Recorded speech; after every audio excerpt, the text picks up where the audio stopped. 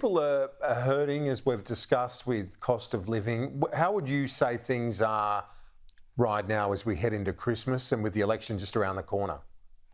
Well, I'd say that, people are doing it tough, but they usually are. When do you ever hear stories about how well we're all doing? I can't remember reading one of them. So it's normal for this sort of thing to be discussed. Governments just have to wear that and get on with the job. But I don't see any movement in the Australian people which would actually unseat this government. I can't see it. I can't even see the beginning of it. So with the polling that has 51-49, some of the major polls, including Newspoll, has the coalition ahead 51-49. That's not enough to spook you? No. Look, I think if you look at the polls, they're not always right anyway. But I also think that when you get closer to the election, when people focus more, there's more likely that they're going to turn towards the government than the opposition.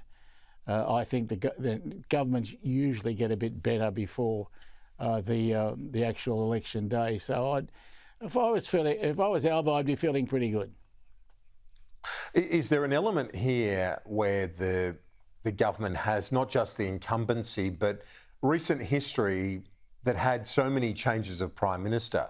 The one, you could say a lot about this government, whatever you like, in terms of their policy and political antenna, but they have had stability, Graham.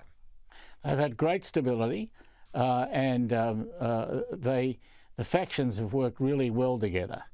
They've worked out there's not much point in fighting, so they've gotten together, and if anyone from any faction sort of bobs up as some sort of a discordant note, then you find that everyone just crushes in on them and says, "Pull your head in, pal," and they do. And how important is that? And further to that, is it important for a campaign on both sides? The Peter Dutton obviously has been very disciplined. He's helped unify his party in the first term in a way that we haven't seen for a long time. He's done it extraordinarily well.